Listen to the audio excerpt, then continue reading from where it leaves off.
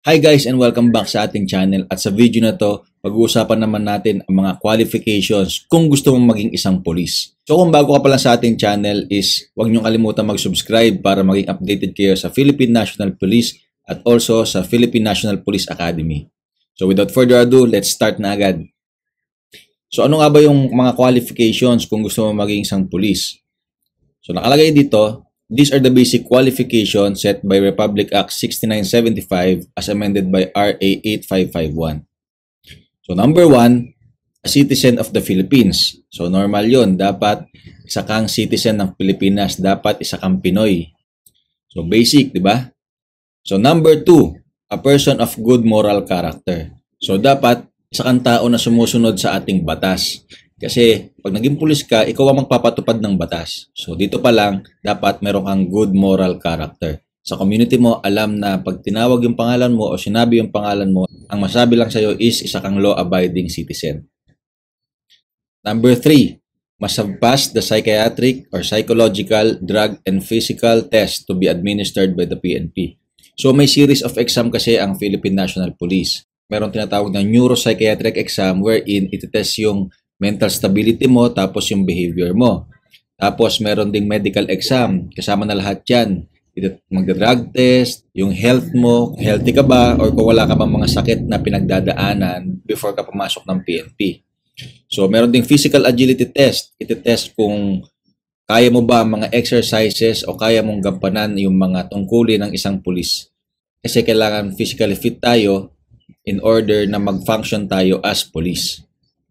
Lahat ng exam na yan is ang mag-a-administer niyan is ang PNP.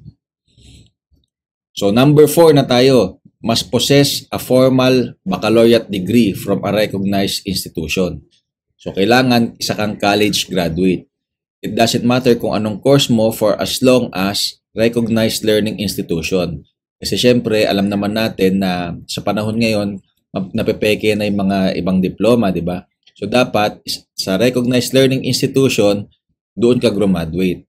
So, dapat, before ka pumasok ng PNP, graduate ka ng isang baccalaureate degree from a recognized learning institution. So, number 5, eligibility, any of the following. So, number 1, ibig sabihin ng any of the following kahit ano sa mga ito. So, number 1, PNP entrance exam or the NAPOLCOM. Number 2, RA number 1080 or the Bar and Board Examinations. Number 3 is PD 907 or the Honor Graduates. Number 4, Civil Service Eligibility Professional Level. And number 5, RA 6506. So, Criminology. So, kung meron kang kahit isa lang dito, pwede ka na makapag-apply. So, eligible ka na for Philippine National Police application.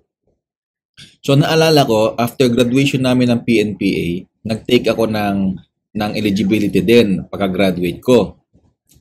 Ang ginawa ko noon, nag-take ako ng NAPOLCOM exam. Pero hindi PNP entrance, NAPOLCOM Inspectorate exam.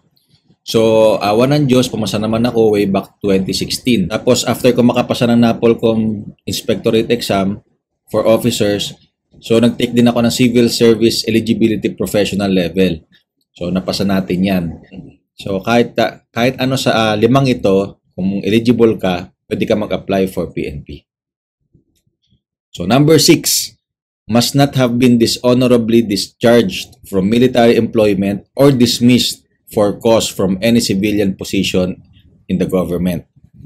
So, ibig sabihin nito, hindi ka na-discharge or na-dismiss sa kahit anong military employment or dismissed for cause. Ibig sabihin, meron kang kasalanang ginawa na naging sanhi ng pagiging dishonorably dismissed mo from service or from any civilian position in the government. So, wala kang naging atraso, wala kang naging kaso sa kanila, kaya ka na-dismissed.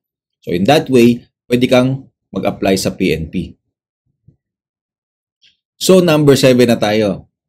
Must not have been convicted by final judgment of an offense or crime involving moral turpitude. Yon, ibig sabihin, hindi ka dating na-convict ng kahit anong crime or offense involving moral turpitude.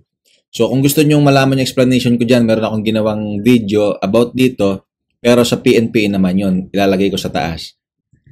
So number 8 qualification, must be at least 1 meter and 57 centimeters in height for male and 1 meter and 52 centimeters in height for female. So sa male, dapat nasa 5'2" ka. Dati 5'4". Binabaan na yung ating height limit. Sa lalaki, pwede ng 5'2", sa babae, pwede ng 5 flat. Basta hindi bababa doon sa mga height na yon.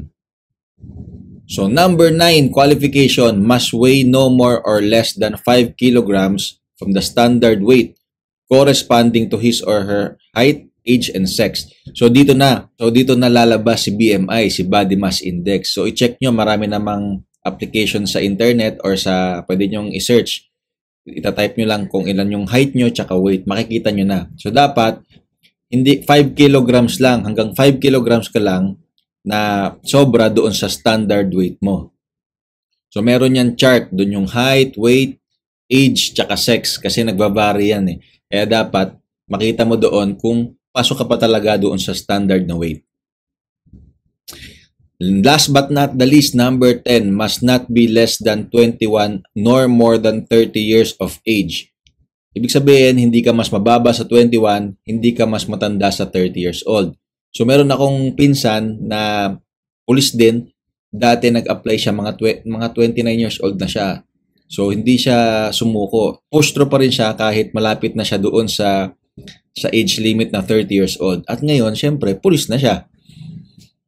So yan yung 10 qualifications kung gusto mo maging pulis. So ang advice ko sa inyo, check nyo muna kung qualified kayo before kayo mag-proceed sa online application. At yun ang gagawin natin sa mga next videos. Kaya huwag nyo kalimutan mag-subscribe. Also, isa pang tip ko sa inyo, kung ang age nyo is from 18 to 22, tapos kahit undergraduate kayo, pwede kayong mag-apply sa Philippine National Police Academy. So kapag graduate nyo ng PNPA, magiging isa kayong lieutenant. So marami kayong lalaktawan na rango, pero dapat matapos nyo yung 4 years cadetship. So kung gusto nyo malaman about sa PNPA, check nyo naman tong link na to. So after nyo mag-apply online, syempre titignan yung inyong qualifications, tapos yung inyong requirements. Tapos pagkatapos nyan, mag-undergo na kayo ng mga exams tulad ng, yun nga, yung kanina, yung physical agility test, yung neuropsychiatric exam, yung medical exam, tsaka yung final interview. So, ganun yung magiging process. Pag-uusapan din natin yan sa mga next videos natin. So, yun lang muna sa ngayon. Sa next video natin, alamin naman natin kung magkano nga ba ang sahod ng mga pulis. So, please subscribe and like this video kung nakatulong man to sa inyo. Yun lang muna sa ngayon.